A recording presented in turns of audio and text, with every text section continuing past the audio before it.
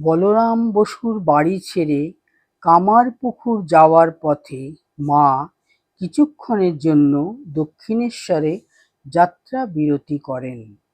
দেখলেন শ্রীরামকৃষ্ণ স্মৃতি বিজড়িত স্থানগুলি সবই ঠিক আছে। আছেন ভবতারিণী, রাধাকৃষ্ণ, দ্বাদশ শিব মন্দির, নহবতখানা, শ্রীরামকৃষ্ণের ঘর, পঞ্চবটী, সামনে বহমান গঙ্গা, মনে ভেসে আসছে বহু স্মৃতি। নেই শুধু একজন মানুষ, শ্রীরামকৃষ্ণ। সেই শূন্যতাই যেন সর্বগ্রাসী, দুঃসহ। যাত্রা আবার শুরু হলো কামারপুকুরের পথে। মার হাতে পাথেয় কম ছিল, তাই 10 ক্রোশ পথ পায়ে হেঁটে বর্ধমান পর্যন্ত যেতে হয়। গোলাপ মা চটিতে ক্ষুধার্ত ক্লান্ত মাকে খিচুড়ি রেঁধে খাওয়ালে মা অমৃত অমৃত বলে তা গ্রহণ করেন। পৌঁছলেন কামারপুকুর। সঙ্গে ছিলেন স্বামী যোগানন্দ, শিবরাম ও গোলাপ মা। কদিন পর তারা সবাই কলকাতায় ফিরে এলে শুরু হয় মার নিঃসঙ্গ জীবন। শ্রীরামকৃষ্ণের ভাইপো রামলাল তখন দক্ষিণেশ্বরের কালী মন্দিরের পূজারী। তিনি তার ছোট ভাই শিবরাম ও ভগ্নী লক্ষ্মীকে নিয়ে সাধারণত দক্ষিণেশ্বরেই থাকতেন। মাঝে মাঝে কামারপুকুরে আসতেন। ঠাকুরের পরিবারে অন্য কেউ কামারপুকুরের বাড়িতে তখন থাকত না, মা একাই থাকতেন। তবে একটি ব্যতিক্রম ছিল।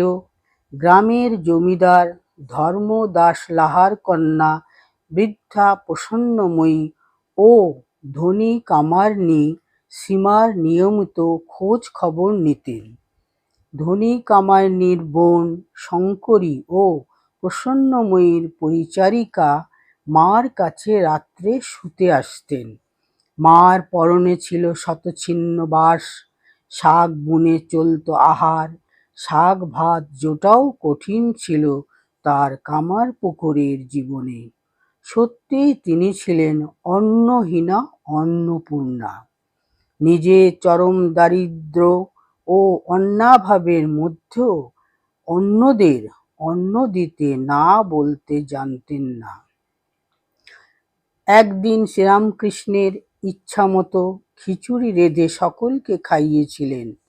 জয়রামবাটিতে জগদ্ধাত্রী পূজার সময় মা শ্যামাসুন্দরী মেয়েকে যেতে বললে তিনি গিয়েছিলেন। কেমন দিন চলছে জানতে চাইলে শ্রীমা বলেন, আমি সুখে আছি, তুমি ভেবো না।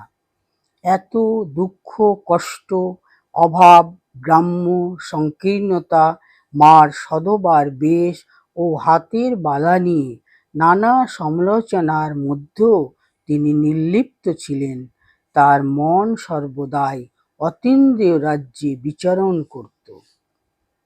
শ্রীমার ওই সময়ের কামারপুকুর ও জয়রামবাটির জীবনের প্রত্যক্ষদর্শীর এক বিবরণ আছে। মায়ের কথা স্মৃতিচারণ করেছিলেন বাসনাবালা নন্দী। তখন তার বয়স প্রায় 96-97 হবে।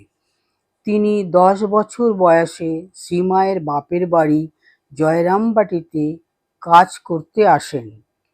তারপর থেকে শ্রীমার দেহান্ত পর্যন্ত তার কাছে ছিলেন। বাসনাবালা মার কাছে দীক্ষা নিয়েছিলেন। তিনি মার স্মৃতিকথায় বলেছেন, মা কামারপুকুরে থাকতে পারেননি ঠাকুরের আত্মীয়দের দুর্ব্যবহারের জন্য, কিন্তু কোনোদিন তার মুখে তাদের সম্পর্কে কোনো কটু কথা কেউ শোনেনি।